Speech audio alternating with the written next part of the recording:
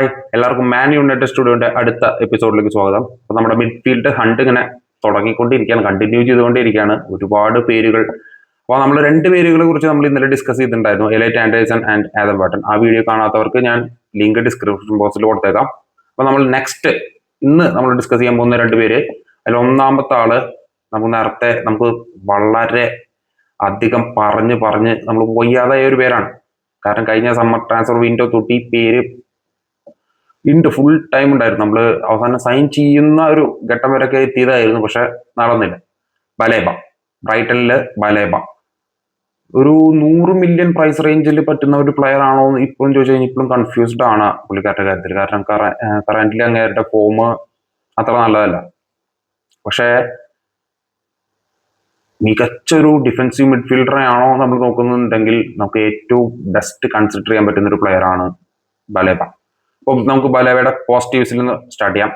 ഒന്നാമത്തെ പോസിറ്റീവ്, പുള്ളിക്കാരൻ ഒരു പ്രീമിയർ ലീഗ് പ്രൂവൺ പ്ലെയർ ആണ്. അത് വലിയൊരു പോസിറ്റീവാണ്. രണ്ടാമത്തെ പോസിറ്റീവ്, വളരെയധികം വർക്ക് റേറ്റ് എടുക്കുന്ന ഒരു പ്ലെയർ ആണ്. മൂന്നാമത്തെ പോസിറ്റീവ്, പുള്ളിക്കാരന്റെ ഫിസിക്കാലിറ്റി വളരെയധികം മെയിൻറ്റെയിൻ ചെയ്യുന്ന ഒരു പ്ലെയർ ആണ്. ഇഞ്ചുറിയിൽ നിന്ന് വളരെയധികം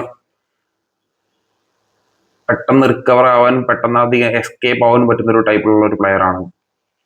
നാലാമത്തത്, പുള്ളിക്കാരന്റെ സ്പീഡ്. ഹൈലി സ്പീഡിൽ പെർഫോമൻസിൽ ബോളിനെ കൊണ്ട് ക്യാരി ചെയ്ത് പോകാൻ പറ്റുന്ന ടൈപ്പിലുള്ള ഒരു പ്ലെയർ ആണ്. ഇനി നെഗറ്റീവ്സ്. ഒന്നാമത്തെ നെഗറ്റീവ്സ്, ഡിസിപ്ലിൻ. നമ്മളൊരു സ്ട്രക്ചറായിട്ട് കളിക്കുന്ന പല ടൈമിലും ഡിസിപ്ലിൻ വളരെ ഇമ്പോർട്ടൻ്റ് ആയിട്ടുള്ള ഒരു കാര്യമാണ്. പക്ഷേ പുള്ളിക്കാരൻ്റെ പല പെർഫോമൻസിലും അത് ഡ്രോപ്പ് അപ്പ് ചെയ്യാറുണ്ട്.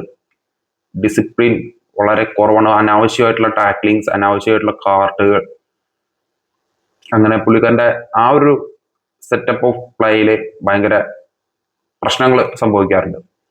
പിന്നെ ഫൈനൽ പ്രോഗ്രസീവ് ആയിട്ടുള്ള പാസുകൾ നൽകുന്ന കാര്യത്തിൽ, അതായത് ഒരു വിഷൻ, നമ്മൾ ആദം വാട്ടന്റെ കാര്യം പറഞ്ഞ പോലെ മൈൻഡിലൊരു സെറ്റ് ചെയ്ത് വെച്ചിട്ട് അതിനനുസരിച്ച് ഒരു പാസ് ക്രിയേറ്റ് ചെയ്യുക, അങ്ങനെയുള്ള പ്രോഗ്രസീവ് ആയിട്ടുള്ള പാസുകൾ ക്രിയേറ്റ് ചെയ്യാൻ വീക്കാണ്. ടീം ടെമ്പോ നിലനിർത്തി കൊണ്ടുപോകാൻ, അല്ലെങ്കിൽ അത്രയും ഡിസിപ്ലിൻഡ് ആയിട്ടൊരു ടെമ്പോ നിലനിർത്തി കൊണ്ടുപോകാൻ പറ്റുന്ന ഒരു പ്ലെയർ ആണെന്ന് ചോദിച്ചു കഴിഞ്ഞാൽ അല്ല. ഇതൊക്കെയാണ് ബലേബനെ സംബന്ധിച്ചിടത്തോളം ഒരു നെഗറ്റീവ്സ് വരുന്നത്. പക്ഷെ അദ്ദേഹത്തിന്റെ പോസിറ്റീവ്സ് അതിനൊക്കെ ഓവർകം ചെയ്യാൻ പറ്റുന്ന തരത്തിലുള്ള പെർഫോമൻസ്, അതുള്ള ഔട്ട്പുട്ട് എടുക്കാൻ പറ്റുന്ന ഒരു പ്ലെയർ ആണ്. ഇനി രണ്ടാമത്തെ പ്ലെയർ, ഈ പ്ലെയറെയും നമ്മൾ കഴിഞ്ഞ സമ്മർ ട്രാൻസ്ഫർ വിൻഡോയുടെ അവസാനം തൊട്ട് ഈ പ്ലെയറിന്റെ പേര് നമ്മൾ ഡിസ്കസ് ചെയ്യുന്നതാണ്. ഇപ്പൊ കുറച്ച് സമയം കഴിഞ്ഞപ്പോൾ അത് ഏറെക്കുറെ ഫിക്സ്ഡ് ആക്കി എന്ന് പറഞ്ഞിട്ടുള്ള ഒരു സ്റ്റേറ്റ്മെന്റ്സ് ഒക്കെ കുറെ സ്ഥലത്തുനിന്ന് വരുന്നുണ്ടായിരുന്നു. ജർമ്മനിയിലെ ബുണ്ടസ് ലീഗിലെ സ്റ്റുട്ട്ഗാർട്ടിൽ കളിക്കുന്ന ആഞ്ചലോ സ്റ്റില്ലർ, ഒരു ജൂനിയർ ടോണി ക്രൂസ് എന്നൊക്കെ പറയുന്ന ടൈപ്പ് പ്ലെയർ. ഡീപ് ലൈനിൽ കളിക്കാൻ പറ്റുന്ന സെന്റർ മിഡ്ഫീൽഡർ ആയിട്ടും ഡിഫൻസീവ് മിഡ്ഫീൽഡർ ആയിട്ടും കളിക്കാൻ പറ്റുന്ന ഒരു പ്ലെയർ ആണ്. ക്രിയേറ്റീവ് ആയിട്ട് പാസുകൾ കൊടുക്കാൻ പറ്റുന്ന ഒരു പ്ലെയർ ആണ്.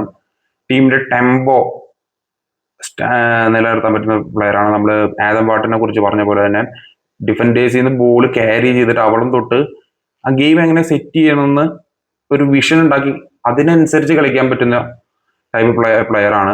പ്രോഗ്രസീവ് ആയിട്ട് വളരെ ഡൈനാമിക് ആയിട്ടുള്ള പാസുകൾ ഫ്രണ്ട് ത്രീയിലേക്ക് കൊടുക്കാൻ പറ്റുന്ന ഒരു പ്ലെയർ ആണ്.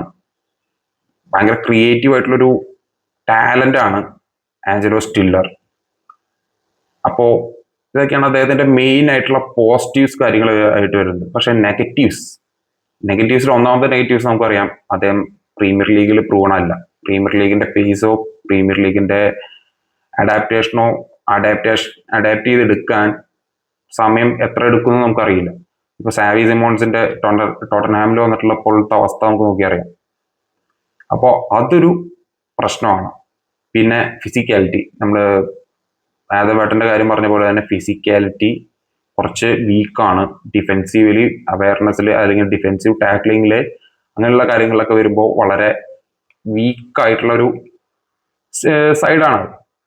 പക്ഷെ ഇമ്പ്രൂവ് ആയിട്ട് എടുക്കാൻ, കാരണം യങ് പ്ലെയർ ആണ്, കയറി വരാനുള്ള സമയം എടുക്കാം. കാരണം പ്രീമിയർ ലീഗിൽ ടെമ്പോ മനസ്സിലാക്കി അതിനനുസരിച്ച് പേസിനനുസരിച്ച് കയറി വരാൻ ടൈം എടുത്താലും വളരെ അധികം ടാലന്റ് ഉള്ളൊരു പ്ലെയറാണ്. 40 മില്യന് മുകളിലാണ് ഏറെക്കുറെ വാല്യൂ വരുന്നത്.